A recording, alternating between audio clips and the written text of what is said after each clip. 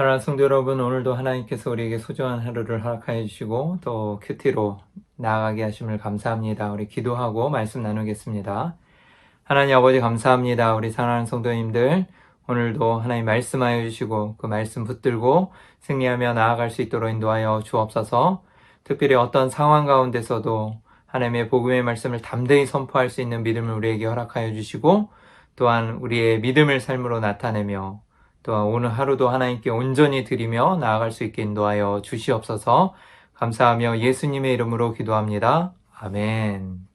오늘 4월 16일 금요일 새벽기도 큐티 말씀을 나누도록 하겠습니다. 본문 말씀은 사도행전 24장 17절에서 27절 재판관 앞에서 담대히 전한 복음이라는 제목입니다.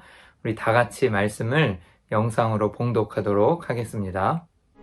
여러 해 만에 내가 내 민족을 구제할 것과 재물을 가지고 와서 드리는 중에 내가 결례를 행하였고 모임도 없고 소동도 없이 성전에 있는 것을 그들이 보았나이다. 그러나 아시아로부터 온 어떤 유대인들이 있었으니 그들이 만일 나를 반대할 사건이 있으면 마땅히 당신 앞에 와서 고발하였을 것이요, 그렇지 않으면 이 사람들이 내가 공회 앞에 섰을 때 무슨 옳지 않은 것을 보았는가 말하라 하소서. 오직 내가 그들 가운데 서서 외치기를, 내가 죽은 자의 부활에 대하여 오늘 너희 앞에 신문을 받는다고 한 이 한 소리만 있을 따름이니이다. 벨릭스가 이 도에 관한 것을 더 자세히 아는 고로 연기하여 이르되, 천부장 루시아가 내려오거든 너희 일을 처결하리라. 백부장에게 명하여 바울을 지키되 자유를 주고 그의 친구들이 그를 돌보아 주는 것을 금하지 말라 하니라. 수일 후에 벨릭스가 그 안에 유대 여자 두루실라와 함께 와서 바울을 불러 그리스도 예수 믿는 도를 듣거늘 바울이 의와 절제와 장차오는 심판을 강론하니 벨릭스가 두려워하여 대답하되, 지금은 가라. 내가 틈이 있으면 너를 부르리라. 동시에 또 바울에게서 돈을 받을까 바라는 고로 더 자주 불러 같이 이야기하더라. 이태가 지난 후 포르기오 페스도가 벨릭스의 소임을 이어받으니 벨릭스가 유대인의 마음을 얻고자 하여 바울을 구리하여 두니라. 사랑하는 성도 여러분, 오늘 본문 말씀은 어제 큐티 말씀과 이어지는 내용이고 또 사도 바울이 벨리스 총독 앞에서 자신을 변론하는 내용입니다. 그래서 계속 이어서 변론하는 내용인데요. 17절을 보게 되면 여러 해 만에 내가 내 민족을 구제할 것과 재물을 가지고 와서, 그래서 이제 아시아에 있던 그러니까 전도 여행을 다 마치고 바울이 예루살렘으로 오게 된 자신의 이유가 이제 구제할 것과 재물을 가지고 온 것이다 라고 이야기합니다. 그래서 자신의 민족을 구제할 것과 재물을 가지고 여러 해 만에 자신이 오게 되었고, 또 그것을 드리는 중에 18절에 내가 결례를 행하였고, 야고보의 그 조언에 따라서 함께 결례를 드리기도 하였고요. 그리고 또 모임도 없고 소동도 없이 성전에 있는 것을 그들이 보았나이다 라고 증언하고 있습니다.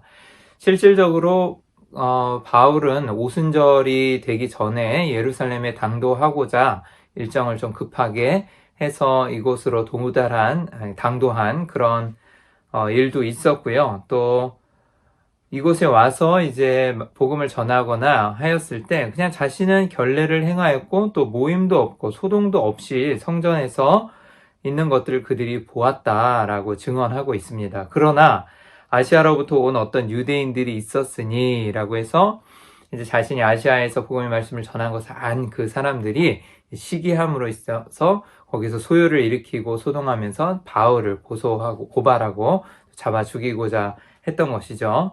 19절부터 계속 보게 되면 그들이 만일 나를 반대할 사건이 있으면 마땅히 당신 앞에 와서 고발하였을 것이요. 그래서 반대할 사건이 있었으면 와서 고발하면 되지 않았냐. 그런데 그들이 그렇게 하지 못하는 것을 꼬집어서 이야기하는 것이죠. 그리고 또 그렇지 않으면 이 사람들이 내가 공회 앞에 섰을 때 무슨 옳지 않은 것을 보았는가 말하라 하소서. 그래서 실질적으로 그들이 어떤 증거를 가지고 있거나 아니면 또 고발할 만한 사건이 아니라는 것을 명백하게 밝히고 있는 것이죠. 그리고 계속 21절을 보게 될 것 같으면 오직 내가 그들 가운데 서서 외치기를 내가 죽은 자의 부활에 대하여 오늘 너희 앞에 신문을 받는다고 한 이 한 소리만 있을 따름이니이다 하니, 그래서 이제 바울이 죽은 자의 부활, 예수 그리스도의 부활을 증언하지 않았습니까? 그래서 이 부활에 관해서, 죽은 자의 부활에 관한 것을 이제 이야기한 것에 대해서 내가 이제 신문을 받고 이제 심판을 받고 있다라고 바울은 주장하는 것인데요. 실질적으로 이것은 종교적인 문제이기 때문에 이 법정에서 다툴 만한 문제는 아닌 것입니다. 그래서 앞서도 말씀드렸다시피 바울이 지금 이곳에 와서 이 변론을 하는 이유가 무엇이냐면 유대인을 소욕케 하는 나사렛 이단의 우두머리다라고 주장하였는데, 앞서도 내가 아무런 소동도 없었고 그 다음에 또 모임도 없었다라고 증언하지 않았습니까? 그러니까 자기는 소욕케 하는 이 나사렛 이단의 우두머리, 소동을 일으킨 자가 아니다라고 명백하게 얘기하고 있고요.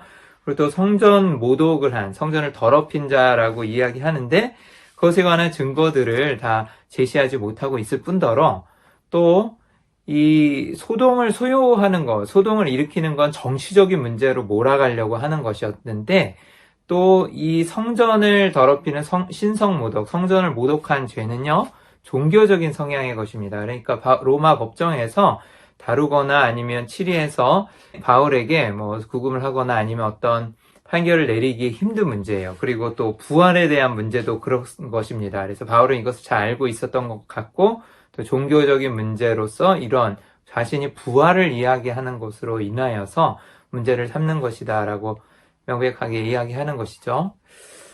다시 한번 정리를 해드리면요, 예루살렘에 온 목적은 자신은 소동을 일으키기 위함도 아니었고, 또 성전에서 아무 소동도 없었고, 그리고 고발할 만한 사건이나 옳지 않은 행동을 자신은 한 적이 없다라고 아주 똑부러지게 이야기하면서, 그리고 당차게 자신을 변호하고 있는 것입니다. 그리고 이것을 벨릭스도 잘 알고 있었어요. 죄가 없다라는 것, 그리고 이 종교적인 문제로 다루어서 바울을 어떻게 하기에는 힘든 것이라는 것을 알고 있었던 것 같습니다. 그래서 22절에 보면 벨릭스도 이 도에 관한 것을 더 자세히 아는 고로, 그래서 이 종교적인 문제로 인하여서, 그리고 또 유대인들이 말하는 이 문제가 어떤 문제인지를 알고 있어서 연기하여 이르되, 그래서 이제 좀 회피성도 있는 것 같고요. 그리고 바울을 이곳에서 판결하고 또 죄를 묻기에는 힘든 것 같으니까, 그렇다고 또 무죄라고 해서 놓아주면 큰 소동이 일어날 것 같으니까 이제 연기하여 이르되 천부장 루시아가 내려오거든 너희 이를 처결하리라 하고, 그래서 천부장 루시아가 이제 벨리스 총독에게 보냈지만 이제 또 루시아가 내려오면은 또 처결하리다, 해결하겠다라고 이야기하면서 미루고 있네요. 그리고 23절에 백부장에게 명하여 바울을 지키되 자유를 주고, 이 지키기는 지키는 거죠. 구금하는 건데, 이게 죄가 없는 사람이라는 것이 여기서 밝혀지는 것 같기도 합니다. 그래서 자유를 주고, 죄인이 자유를 얻는다는 거죠. 그리고 자유를 주고 그의 친구들이 그를 돌보아 주는 것을 금하지 말라 하니라 라고 이야기합니다. 그래서 또 잡아놓고는 있지만 자유를 주고 또 친구들이 옆에서 그를 돌보고 만나는 것을 금하지 않게 하는 것이죠. 그리고 24절에 수일 후에 벨릭스가 그 안에 유대 여자 두루실라와 함께 와서, 아내가 유대 여자였고요. 그리고 함께 와서 바울을 불러서 그리스도 예수 믿는 도를 듣거늘 해서 이제 아내와 함께 와서 바울이 전하는 예수 그리스도의 도를 관심을 좀 가지면서 듣게 되고요.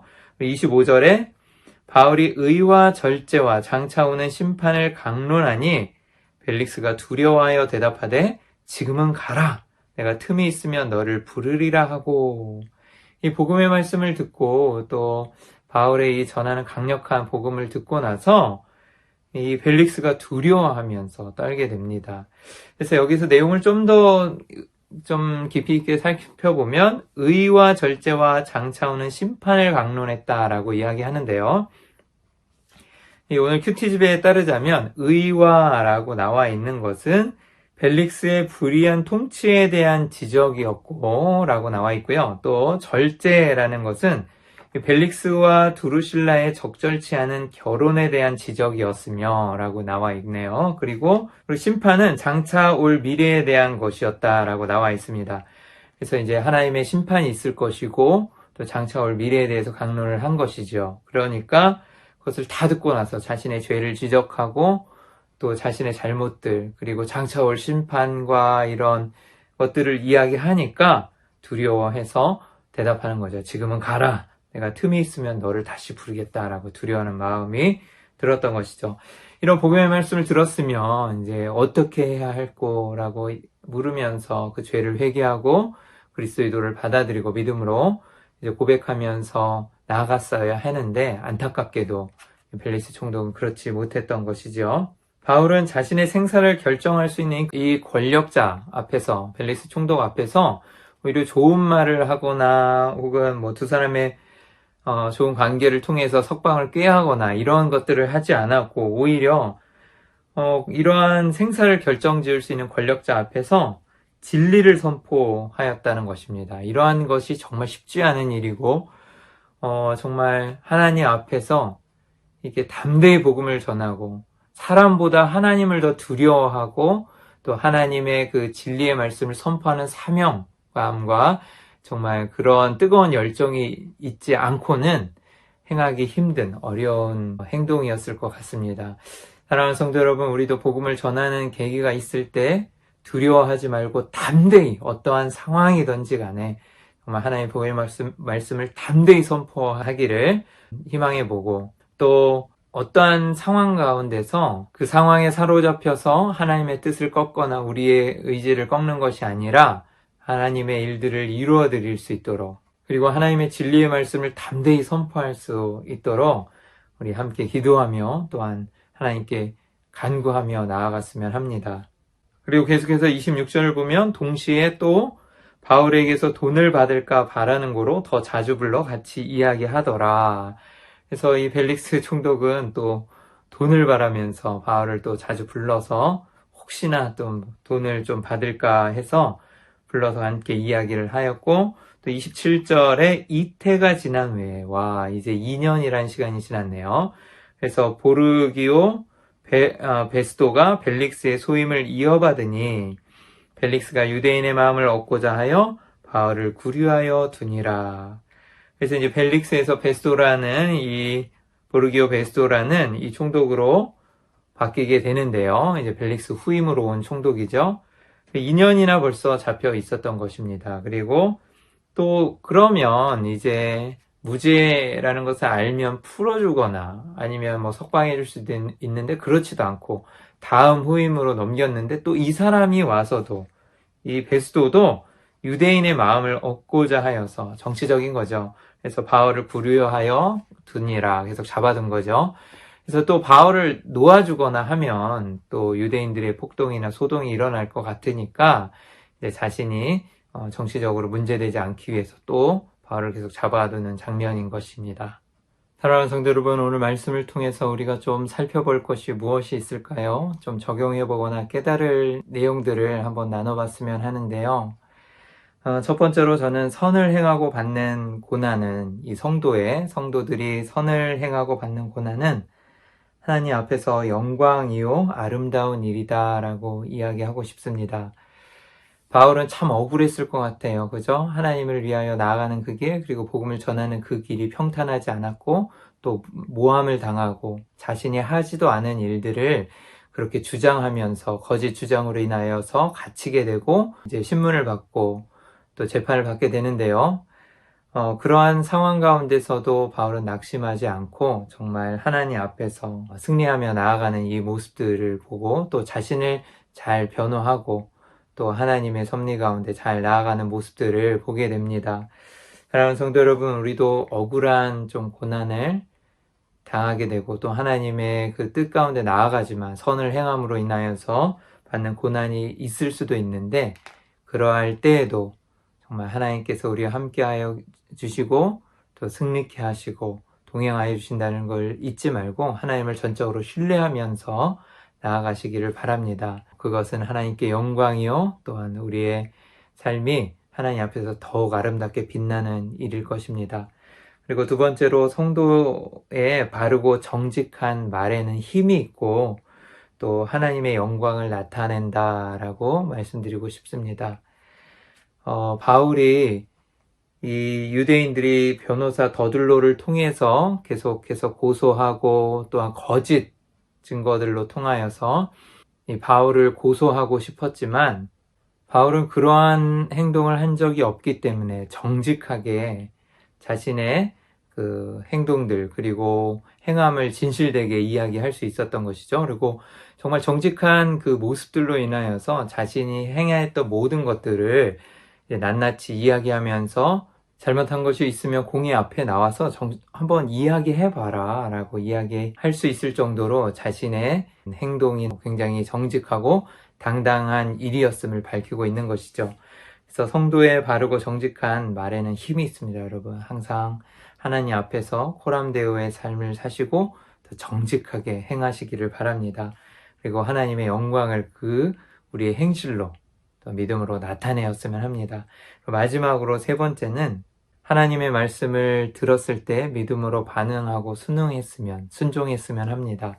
벨릭스는 정말 의와 절제와 그리고 장차 올 심판에 대해서 강론하였을 때 마음이 찔렸을 것이고 자신의 죄를 깨달았을 텐데 하나님의 말씀을 받아들이지 않고 또 회개치 않고 그렇게 두려워하면서 그냥 멀리 바울을 보내버렸던 모습을 보게 됩니다. 사랑하는 성도 여러분, 정말 하나님의 말씀을 깊이 있게 깨닫고 또 그것을 하나님의 음성으로 우리가 듣는다면 그 말씀에 우리는 순종하고 또 하나님의 뜻을 이루어드리기 위하여서 나아가야 할 것입니다. 사랑하는 성도 여러분, 오늘도 정직히 행하시고 또 하나님의 말씀에 순종하시면서 그리고 또한 여러분 상황이 힘들고 어려울지라도 선을 행하며 받는 고난을 정말 주님의 말씀으로 또한 기도와 주님의 부활의 능력으로 승리하며 나아가시기를 주님의 이름으로 축원합니다.